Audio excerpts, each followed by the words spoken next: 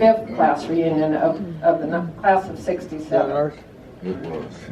So we were born in the same time, in the same place, and we grew up in the same classes and schoolyards and soda fountains. We heard the whistle of the same refinery. We watched the smoke from the same locomotives. We smelled the fragrance of the same new-mowed lawns. Our popular songs, radio broadcasts, newspaper stories, and wild fads touched our contemporaries in a million other towns, but never just the way they touched us. Because we were different, not just singly, but different together. Now, still tramping through the vast complexities of human life and death, we stay forever imprinted and linked by who we are, who we were, and in gathering together, we reconfirm our identities. These older, lined faces are glad to see me again, and I'm glad to see them. We must have loved each other better than we knew. Okay, so then for their 50th, he wrote a little bit longer one, so I just thought it was really good, but it's hard to put into words. You know, when you leave one of these reunions, you kind of don't want it to end. You know, you've gotten together and talked about a lot of stuff, and it's just hard to see it be over. But he wrote this: "The party is over, the lights have been turned down, classmates are heading home across the country.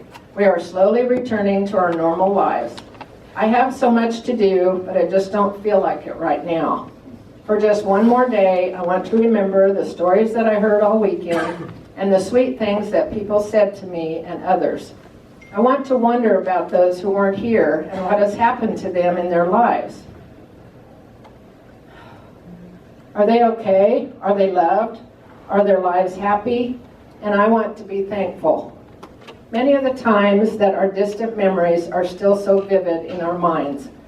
How can we remember the exact time, place, who we were with, and what we did 50 years ago, but then forget where we left our glasses 2 minutes ago?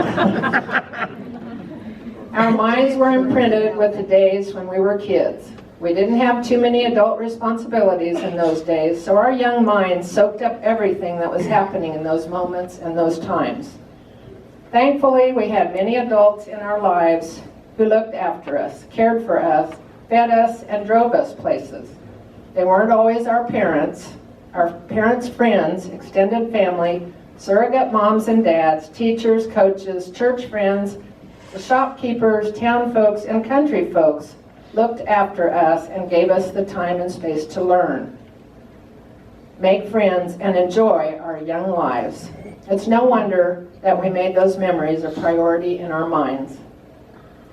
McPherson was probably not all that unusual in the day. There were many other small towns across America who probably had similar support groups for their kids. But McPherson was our town, our people, our place to grow up. Lessons were learned, some the hard way, but we learned. We grew up and we assumed our place in the world. We've all experienced happy times, tragedies, illnesses, suffering, difficult relationships, achievements, successes, and failures. But we're still here. Some of our classmates weren't so lucky to be alive this long. So my wish for our 50th class reunion is to give thanks for all that we were freely given by the folks in our hometown.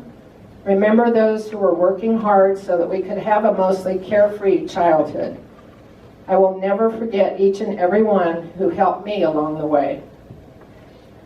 So sit back, relax, remember, laugh, reconnect, tell the stories, and reminisce about the good old days, because they were good old days. And there will never be any time like those times. No matter what our lives have turned out to be and how far away we may live, we have our growing up years in common. We all knew mostly the same people and had the same sights as we drove around town and through the countryside. We experienced the same smells, the same sounds, the same teachers, the same high school. We were lucky to get to grow up in McPherson.